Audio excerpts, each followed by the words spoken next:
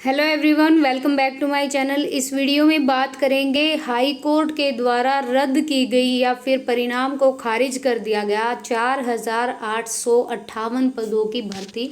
और ये जो भर्ती है ये है आपकी क्लर्क की भर्ती। इसके लिए सुप्रीम कोर्ट ने HSSC Haryana staff selection commission को फटकार भी लगाई है। और ये भर्ती क्यों रद्द हुई है? बेसिकली ये जो भर्ती हैं ये 2018 की भर्ती हैं, तो 4 साल होने को हैं भाई, और अब ये भर्ती रद्द हो गई है। पूरा मामला क्या है वो इस वीडियो में पढ़ेंगे। किसी आवेदक को अदालत आना पड़ा तो आयोग करेगा खर्च भुगतान, ये नई चीज़ है। अगर मान लो कोई भी कैंडिडेट अपनी फाइल लगाता है या कोई केस दर्ज करवाता है या अदालत में जाता है, और ये जो केस होगा वो अगर हरियाणा स्टाफ सिलेक्शन कमीशन के लिए है तो खुद कमीशन उस कैंडिडेट को सारा खर्च भुगतान देगा।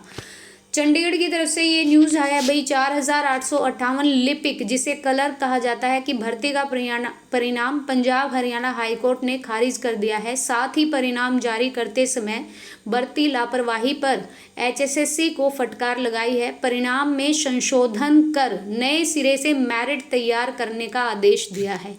अब क्या होगा?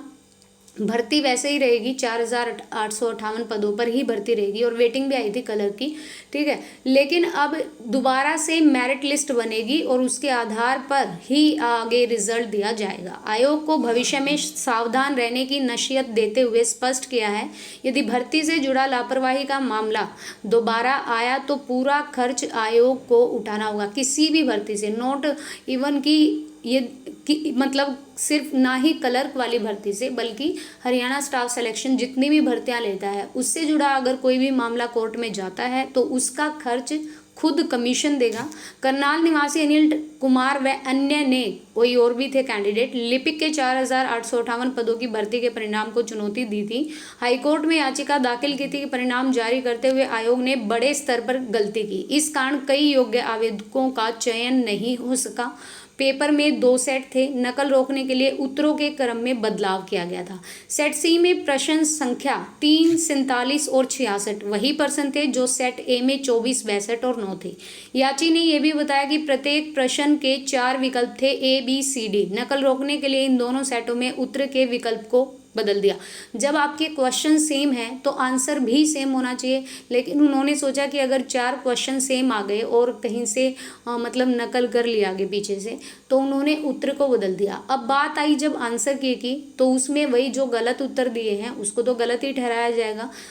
उत्तर के विकल्प क्रम को बदल दिया, यानी सेट सी में यदि प्रश्न का उत्तर सही था तो सेट ए में उसे डी कर दिया। आयोग ने परिणाम जारी किया तो दोनों के विकल्प सी को सही माना। अब ये चीज़ गलत है। अगर आपके 4 क्वेश्चन आप सही करके आते हैं और आंसर की के हिसाब से उनको गलत ठहराया जाता है कमीशन के द्वारा जारी की गई आंसर की में, तो आपके चारों के चारों क्वेश्चन गलत हो जाएंगे। आयोग ने परिणाम जारी किया तो दोनों के विकल्प सी को ही सही बताते हुए अंक दिए। और याची ने यह भी बताया कि इन अंकों के चलते कई जो कैंडिडेट हैं वो भर्ती प्रक्रिया से बाहर हो गए। हाईकोर्ट ने सभी पक्षों को सुनने के बाद HSSC की लापरवाही पर फटकार लगाई और कहा कि इतनी अहम भर्ती को इतने लापरवाह तरीके से लिया गया जो सही नहीं है। हाईकोर्ट ने परिणाम को खारिज करते हुए HSSC को परिणाम में संशोधन कर सही तरह से मेरिट लगाने का आदेश दिया है। और वो यह भी कहा कि चाहते थे कि आयोग पर भारी जुर्माना लगाया जाए, लेकिन फिलहाल ऐसा नहीं कर रहे हैं। ये टोटली जो भर्ती हुई है ना, इसकी सिर्फ यही रीज़न है कोर्ट में केस दर्ज कराने का कि आपने जो 4 क्वेश्चन जो दोनों ही सेट में सेम दिए थे लेकिन उनके आंसर चेंज हो गए हैं, जिसके कारण अगर जिसके आंसर गलत बताए गए हैं कमीशन के द्वारा, उस सेट वाले बहुत सारे कैंडिडेट बाहर निकल गए हैं।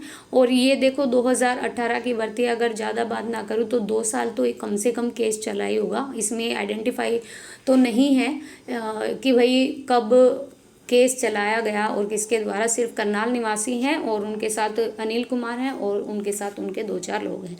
बिल्कुल सही उन्होंने केस किया है और कोर्ट की तरफ से भी सही फैसला आया है। ऐसा नहीं है कि HSSC को उन्होंने अप्रिशिएट किया है। जो चीज़ गलत है वो कोर्ट ने गलत ठहराई है। आपको वीडियो कैसी लगी है कमेंट करके बताइएगा और प्लीज़ वीडियो को लाइक एंड शेयर कीजिएगा और चैनल को सब्सक्राइब कीजिएगा।